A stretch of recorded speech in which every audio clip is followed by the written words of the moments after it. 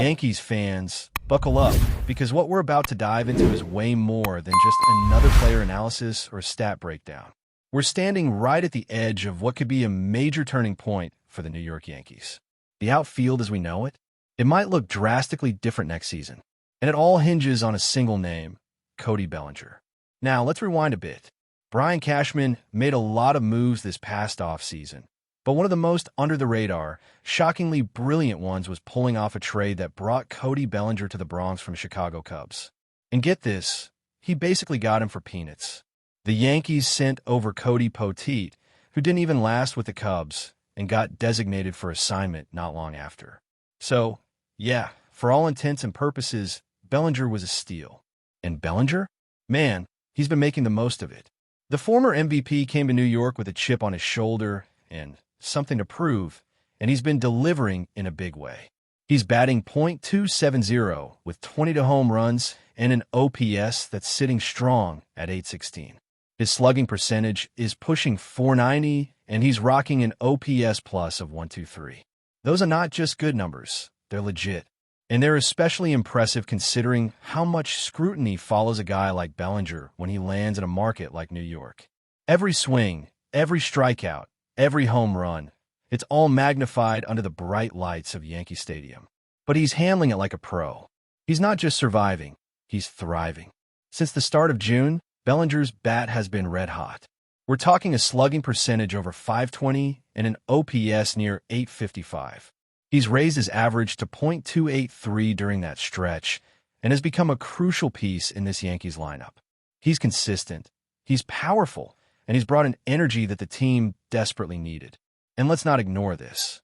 He currently holds the second highest WAR on the entire roster. Who's ahead of him? Only Aaron Judge. That's the kind of company Bellinger is keeping right now. But now comes the big question, the one hanging over every Yankees fan's head like a dark cloud. What happens next? Because here's the reality. Cody Bellinger can become a free agent. Again, that's right, he has an opt-out clause. He had one last offseason, chose not to use it, stuck around on a deal worth about $27.5 million, and then was traded to New York. This time around, he's playing his best ball since his MVP season. He's got leverage. He's got momentum. And most importantly, he's got options. So what's going to happen? Well, if you listen to what insiders are saying, this offseason might be Bellinger's best, and maybe final, shot at landing a massive long-term payday. His struggles from 2 or 3 years ago are far behind him. The injuries, the inconsistencies, the doubts, they've all faded into the rearview mirror. Now he's a productive hitter again, even if he's not smashing exit velocity records. He's smart, he's disciplined, and he knows exactly how to approach at-bats in high-pressure moments. That's the profile of a guy who's going to get paid. Big time. And when you zoom out and look at the bigger picture, you realize that Bellinger is going to be one of the top names on the free agent market.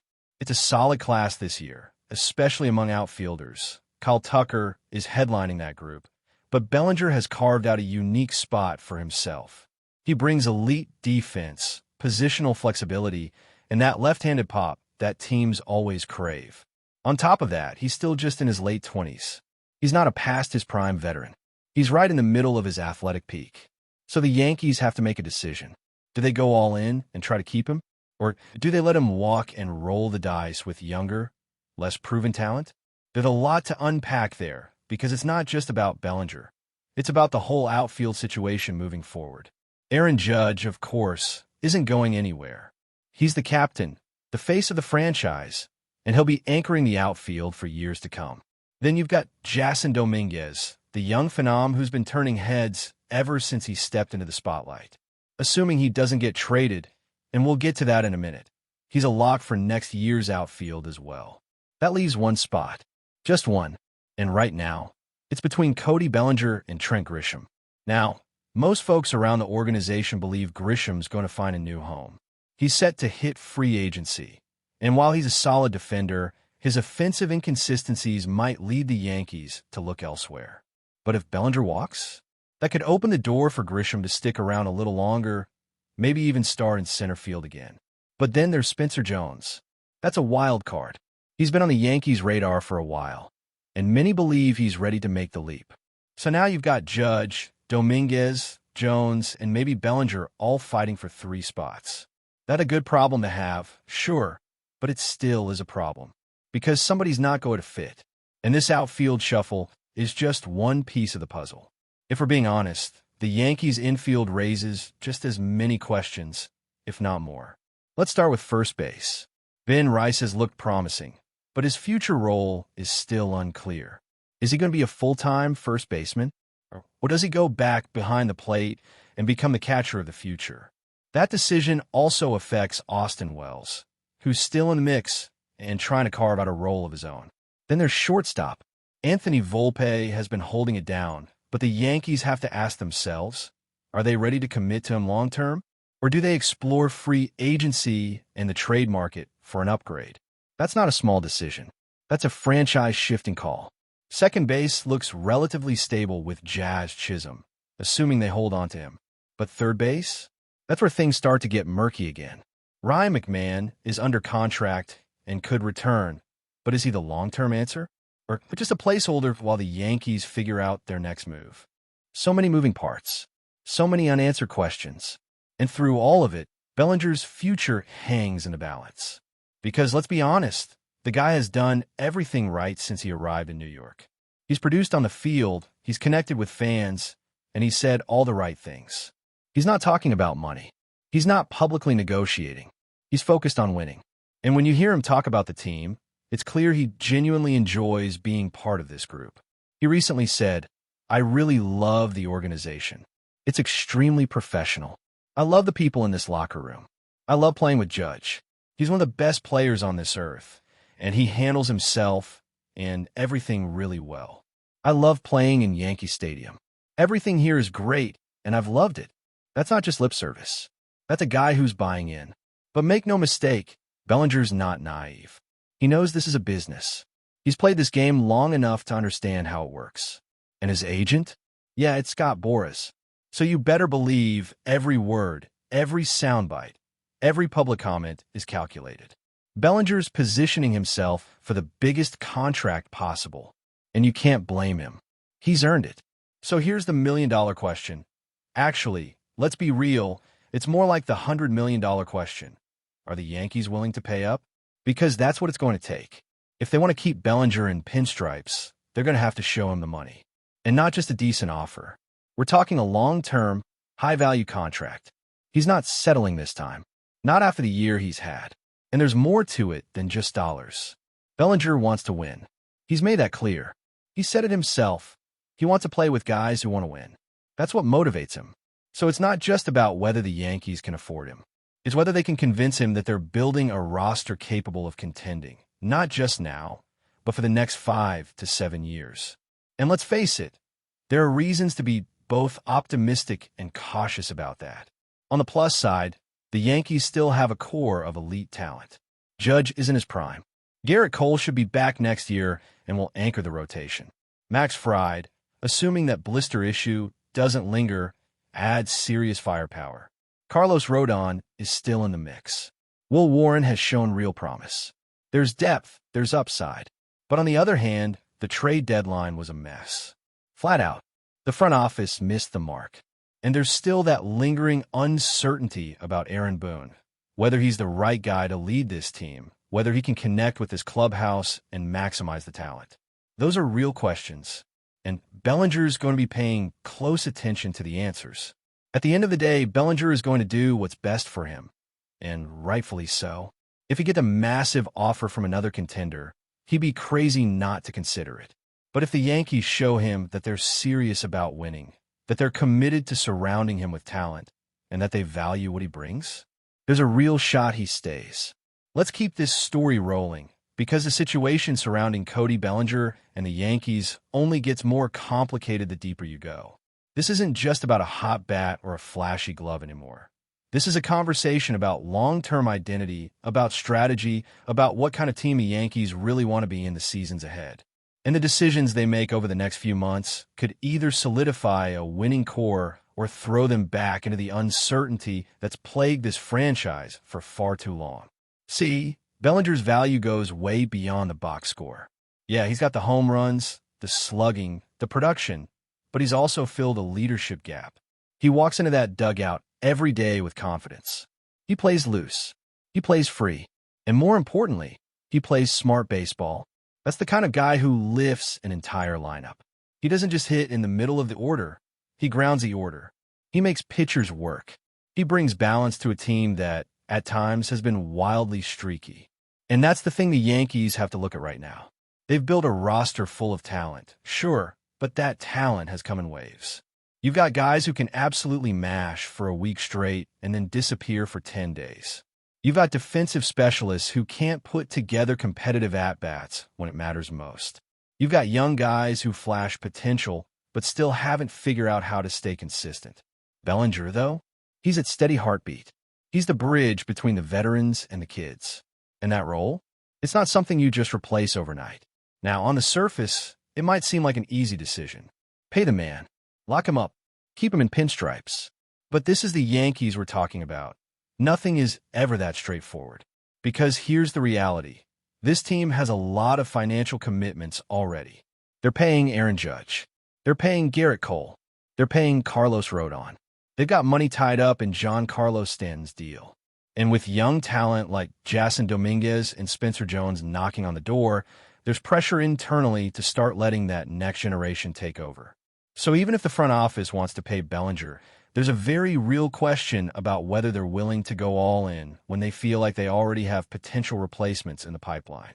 But let's talk about those replacements for a second. José Dominguez, as electric as he is, still has a lot to prove. The talent is undeniable.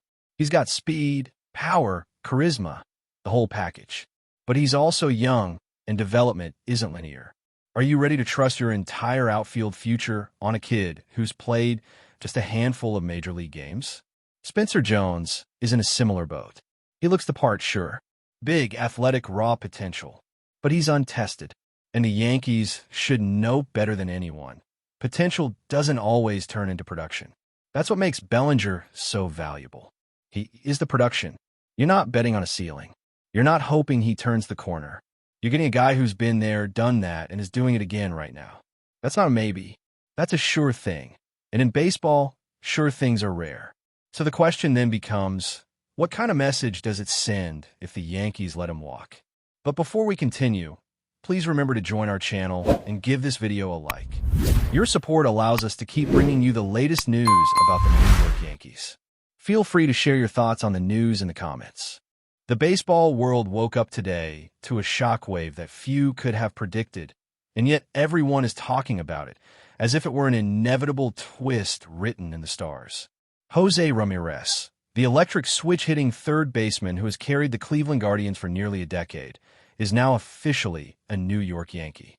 The news broke late last night, first whispered by insiders who claimed the deal had been sealed behind closed doors, and then shouted across social media as fans scrambled to confirm whether it was rumor, fantasy, or reality. Within hours, the Yankees themselves made it official with a thunderous announcement, calling it a historic signing that will reshape the balance of power in the American League. Ramirez, known for his infectious energy, power bat, and gold glove caliber defense, represents not just another star in pinstripes, but a seismic shift in how aggressively New York intends to chase its next championship. The Guardians, meanwhile, are left to pick up the pieces, their cornerstones suddenly gone, their fans bewildered and heartbroken. For Yankee fans, though, this is nothing short of a dream come true, a jolt of adrenaline that suggests a new era may be just beginning. The buzz around the deal is not simply about numbers on a contract or the statistics Ramirez will bring to the Bronx. It's about the symbolism of it all.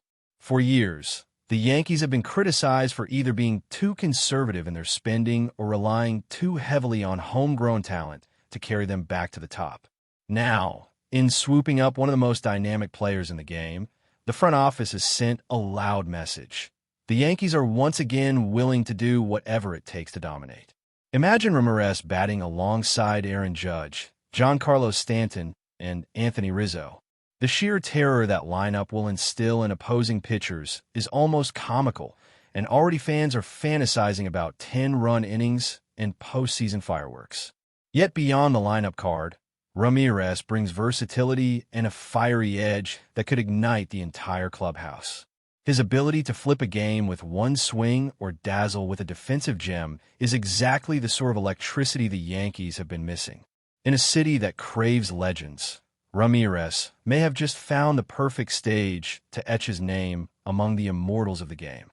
But of course, as with any blockbuster move, questions abound, and whispers of dissent are not hard to find among baseball insiders. Was the price too steep? Rumors suggest the Yankees gave up a significant haul of prospects to make this happen, potentially mortgaging the future for a star in his prime. Some skeptics argue that while Ramirez is elite, the Yankees already had offensive firepower and should have invested in pitching instead. Others wonder how he will adjust to the intense scrutiny of New York, where every strikeout, every missed opportunity becomes headline fodder. There's also the matter of chemistry. Will his arrival disrupt or elevate the dynamic of a team that has, at times, seemed more like a collection of stars than a cohesive unit? Yet even as these questions linger, the overwhelming sentiment is one of awe. The Yankees, never shy about making headlines, have once again stolen the spotlight from every other team, and the echoes of this move will reverberate through every ballpark in the league for months, if not years, to come. Fans in Cleveland, meanwhile, are reeling, caught between gratitude for everything Ramirez gave them and devastation at his departure.